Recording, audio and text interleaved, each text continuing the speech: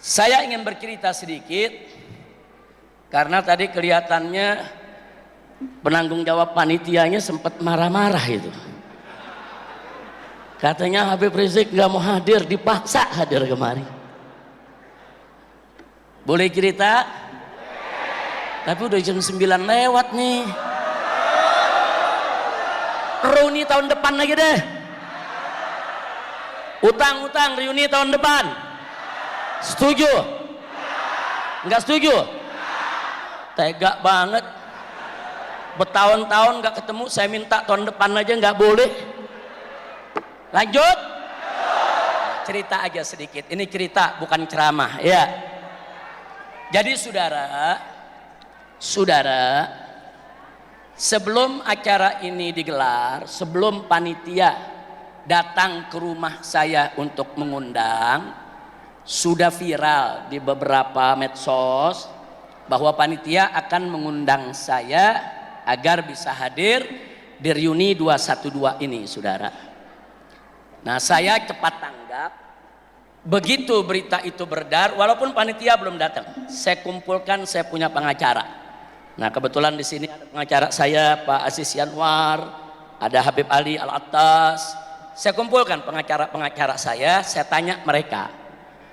Ini ada panitia bersama, saya belum ketemu mereka.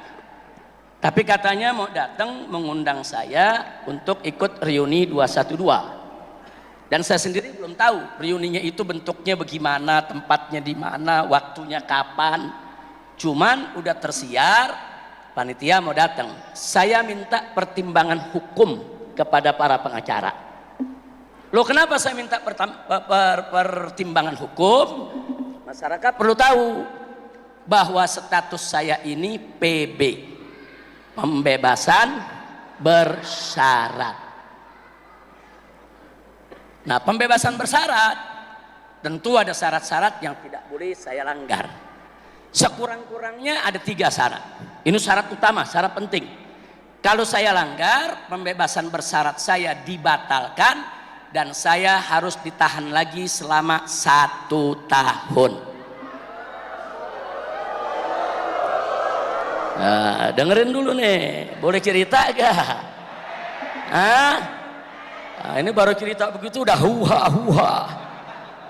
Nah, jadi saya ini pembebasan bersyarat sampai kapan?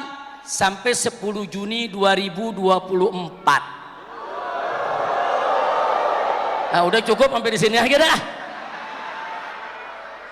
Lu hahu-hahu gue ditangkap lagi. Habib Bahar, gimana nih jamaahnya nih? Udah dengerinnya yang tenang, jadi gue nggak ditangkap lagi. Kalau nanti tuduhannya apa? Habib Rizik bikin kerusuhan. Buktinya rekaman. Jangan pakai hahu-hahu. Takbir. Sallu ala nabi. Nah, jadi saya undanglah tim pengacara, karena pengacara yang ngerti aturan-aturan dan hukumnya, saudara. Saya tanya, Pak Aziz, Habib Ali, dengan kawan-kawan yang lain bagaimana nih? Kalau betul-betul saya diundang, kalau betul-betul nanti ada panitia ngundang, saya diundang, bagaimana? Apa kita tolak? Apa kita boleh terima? Saya minta pertimbangan hukum.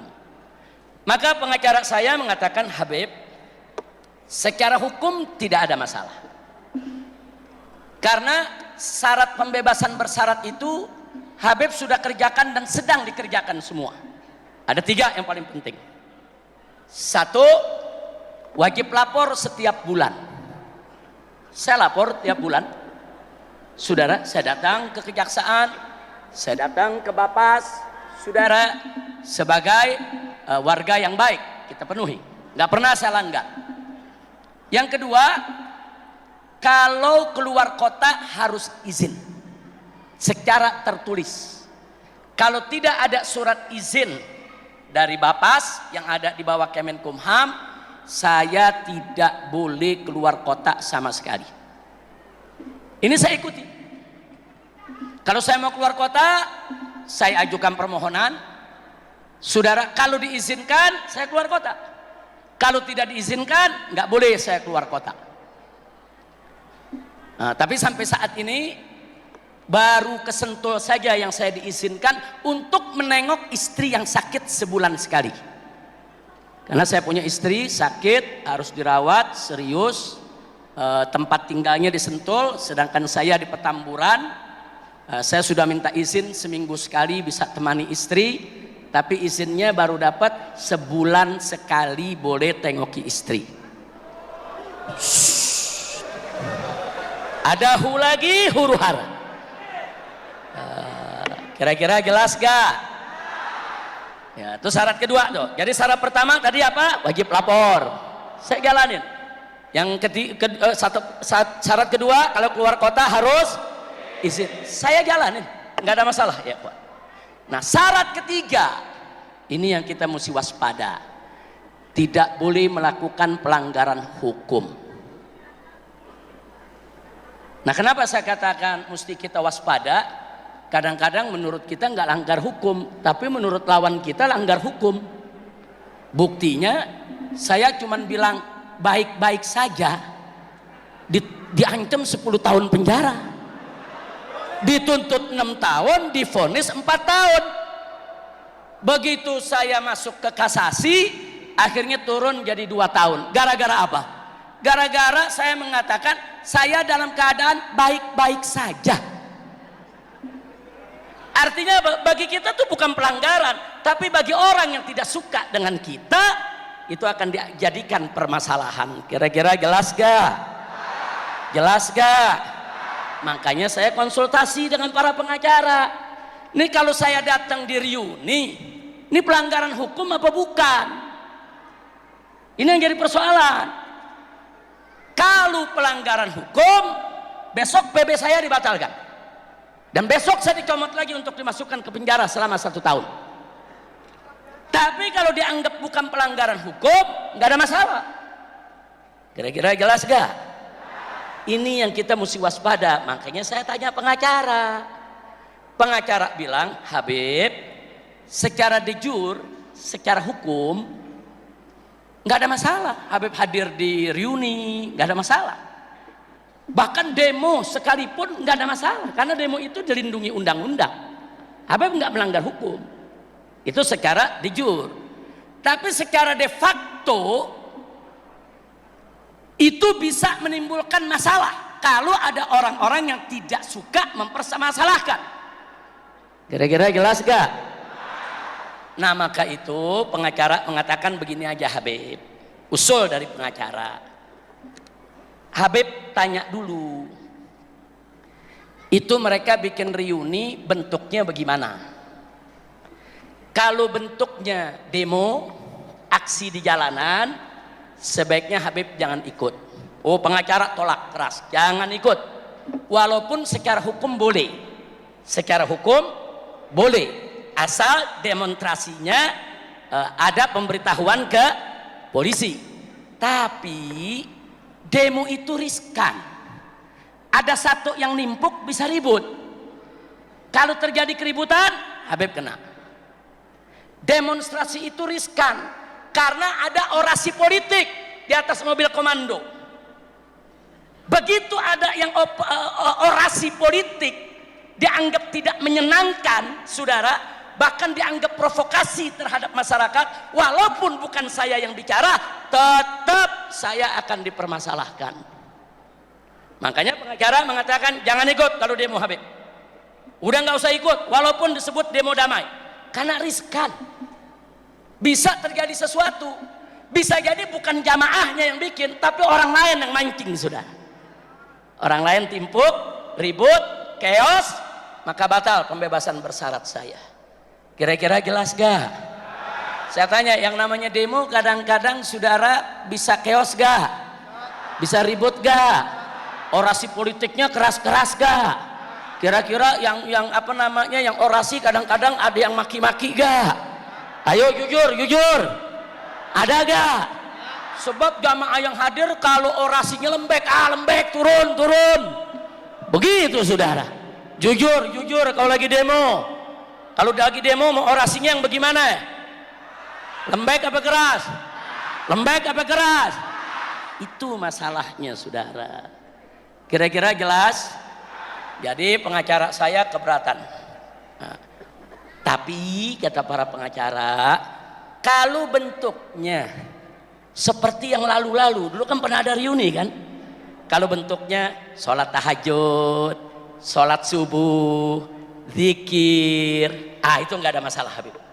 Yang penting nanti tausiahnya betul-betul tausiah keagamaan, jangan jadi orasi kayak demonstrasi. Nah, jadi ini petunjuk arahan dari para pengacara. Saya terima, saudara, karena pengacara lebih paham soal urusan hukum nasional, saudara. Nah, akhirnya saya terima. Begitu kita sudah diskusi, berapa hari kemarin panitia datang sebelum acara? Sebelum 3 hari ya? Ya, 3 hari sebelum acara, para panitia datang ke rumah saya bersama tokoh-tokoh 212 yang pernah ikut di tahun 2016, saudara. Datang rame-rame menyampaikan hajatnya. Nah, kemudian saya jawab dengan jawaban pengacara. Saya bilang, kalau bentuknya demo, aksi, maaf, saya tidak terima. Bukan persoalan saya takut, bukan persoalan saya nggak berani. Persoalannya ini merupakan strategi dakwah, strategi perjuangan. Karena begitu saya ikut sekali, saya dipenjara lagi 1 tahun, saya nggak bisa kumpul begini sama umat. Betul? Betul? Nah, jadi kalau bentuknya demo, ya kalian aja lah yang demo. Nggak usah ngundang-ngundang saya. Setuju? Setuju? Saudara, tapi kalau bentuknya ibadah, murni ibadah, saya pertimbangkan. Kemudian Syekh Yusuf saat itu hadir menyampaikan, Habib, ini murni ibadah. Saya sebagai penanggung jawab, saya jamin bahwa ini bentuknya munajat, istighosah, zikir, selawatan, kemudian tausiahnya tausiah agama dan seterusnya. Nah, kemudian saya tanya, terus tempatnya berizin nggak? Berizin. Kemudian ada koordinasi tidak dengan kepolisian setempat? Ada, beliau katakan. Jadi semua lengkap. Terus bagaimana orasinya? Beliau katakan nggak ada orasi politik, Habib, nggak ada demonstrasi.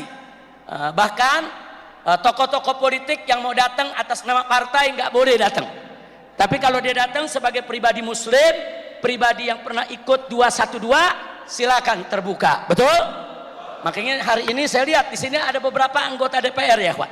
Ada Pak Ferry, ada Dr. Hidayat Nur Wahid. Beliau ini alumni 212. Ikut hadir saudara di 212. Nah, saat ini dan kita bangga karena beliau salah satu pimpinan MPR. Majelis Permusyawaratan Rakyat, ikut hadir bersama kini.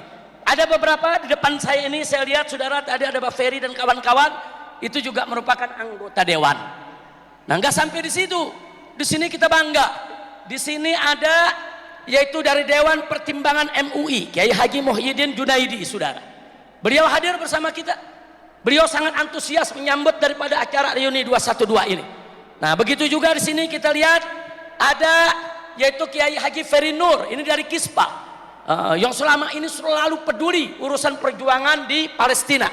Kemudian di sebelahnya lagi ini ada Dr. Alfian Tanjung dari Taruna Muslim, saudara, yang mana beliau ini selama ini fokus spesialisasinya mempreteli, saudara, melakukan anatomi tentang gerakan-gerakan kebangkitan PKI. Jadi kalau mau tahu urusan PKI, tanya Dr. Alfian Tanjung, saudara. Wah, nggak sampai di situ, saudara. Di sini ada Dr.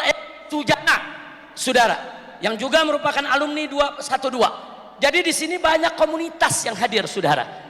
Banyak sekali komunitas. Dan memang juga banyak ulama-ulama kita, pejuang kita yang sudah kembali kepada Allah meninggal dunia. Tadi sudah disebutkan, ada Kiai Haji Abdul Rashid Abdullah Syafi'i, ada Kiai Haji Abu Jibril, putranya hadir sama kita sekarang ini. Kiai Haji Abu Jibril, ada Syekh Ali Jabir, ada Kiai Haji Muhammad Arifin Ilham, ada Kiai Haji Tengku Zulkarnain, rahimahumullahu rahmatan wasi'ah wa ghafarallahu lahum maghfiratan jami'ah. Nah, jadi ini yang saya sampaikan. Nah, setelah dijawab oleh Syekh Yusuf Marta dengan rinci, akhirnya saya sampaikan, baik, Kalau begitu nanti saya turunkan tim pengacara, saya cek di lapangan. Betul gak panitia berizin, betul gak bikinnya munajat, betul gak? Jadi saya minta maaf kepada panitia karena saya harus cek lapangan. Nah, akhirnya pengacara suruh turun ke lapangan dan mereka ngecek semua bersih, tidak ada masalah. Alhamdulillah. Nah, makanya saya minta tolong semua. Nanti keluar pulang dari sini yang tertib. Begitu ada keributan di depan, saya kena ya kawan. Walaupun bukan saya yang ribut, walaupun bukan saya yang suruh Anda ribut, walaupun saya sudah berteriak jangan ribut ya kawan. Nah, makanya kalau ada provokator jangan main gebugin aja, tangkap baik-baik, serahkan ke polisi, saudara. Jadi saya minta nih keluar dari sini semua yang tertib. Setuju? Yang aman, setuju? Yang damai pulang ke rumah, setuju? Dan tadi pesan panitia yang bersih, jangan sampai ada kotoran, saudara, di sini. Insya Allah. Kira-kira setuju tidak? Siap pulang tertib dan damai? Siap pulang itu, saudara, yaitu dengan rasa persaudaraan dan persatuan yang tinggi. Takbir.